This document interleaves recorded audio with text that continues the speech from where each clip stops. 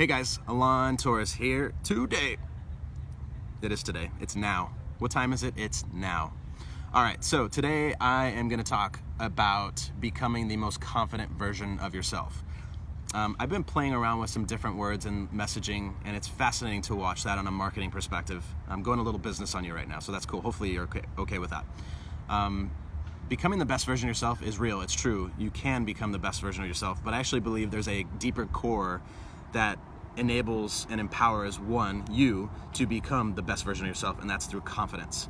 Now, I'm not talking about arrogance, and I'm not talking about leading with ego. I'm not talking about that. I'm talking about leading and operating from a place of deep knowing, deep understanding, and deep truth. And so it's actually something that I'm really excited about. We coined something yesterday. Mitch came up with this, and I love this. It's supra confidence, not super confidence, but supra confidence. And it basically means it's well beyond the limits of, that's the prefix of confidence. It's outside of confidence. And so, everyone in this world on some levels, they want to be more sure of themselves. You want to be more sure of yourself. You want to understand, like, what is my next step? I have to know, because if I know this, then this will unfold. And if I don't do that, well, maybe this won't unfold. And we're trying to be so perfect in our dynamic of all these different things that it's a little debilitating and paralyzing. You ever feel that way? It's crazy to me what we do to ourselves. And again, and this was in the last video that I shared yesterday, talking about this conflict in the mind. At its core, with the 10,000 plus hours of meditation I've done and the deep inner exploration, literally peeling back every single layer that I could find inside of my consciousness, inside of my soul, inside of my heart, I've seen nothing but conflict inside of myself. And the way that I was able to heal all that was actually to put light on it and to become aware of it, okay? And I mean, I'm talking about seeing literally my own devils inside. That might be a little scary for some, but I'm sharing my truth, right? We all have goodness and darkness inside of us. And for me, I knew in order to move through it, I had to face it, okay? Not easy work, it's not for everyone. And the bottom line is inside, examining all the conflict that I had inside of myself, the good and the bad, the judgment, the criticism, and most of it wasn't even me. It wasn't even me. It was my mom's voice, it was my dad's voice, and I love my mom and dad so much. They're the most incredible parents, and honestly, I am so blessed to have them as mom and dad. And by no way am I throwing them under the bus. This is just like through social conditioning. They learned it from their parents learned it from their parents, and so on and so forth. So it's the same in your situation.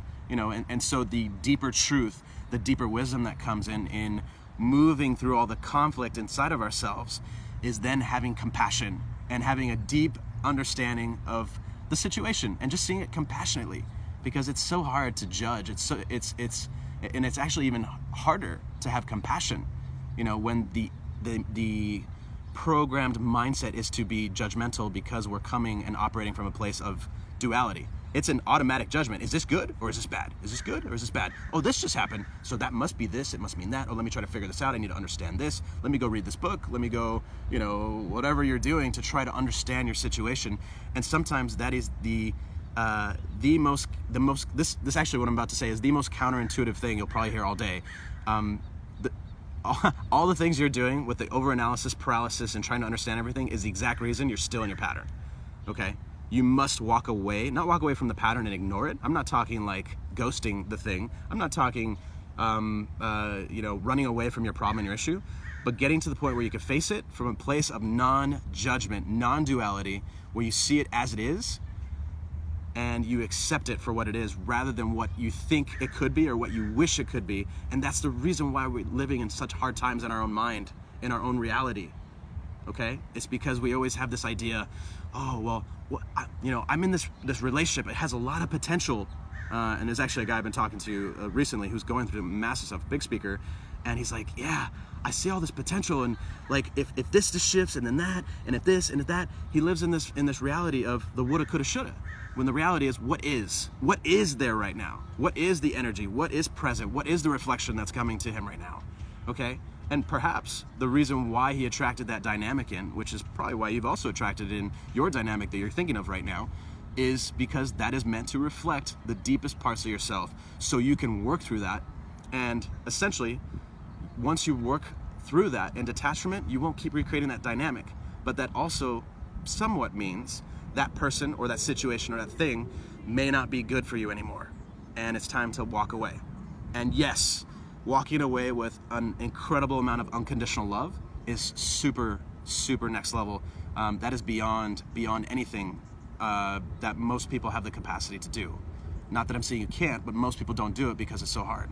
And so for those of you who are doing it, I applaud you, because it's not easy to walk away from someone with so much awareness, so much unconditional love, and so much mindful communication, if that even makes sense. It does make sense, because you're communicating on such a level, you're just honoring yourself, you're honoring this person, you're stating what is going on in the dynamic or the situation, and some people can't handle the truth, okay? And that's where the push comes to shove. And at the end of the day, we just want to be more confident. We want to be more ourselves. We want to know who we are. And that work continues to unfold as you continue to journey in your life.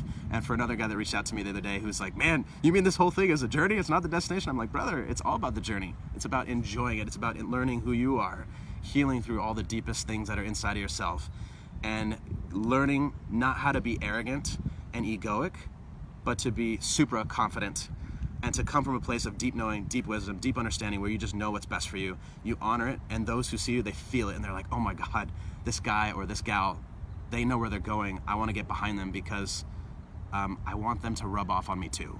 So let me know what you learned in this video down below. Share it with someone who you know will get an immense amount of value and insights out of it.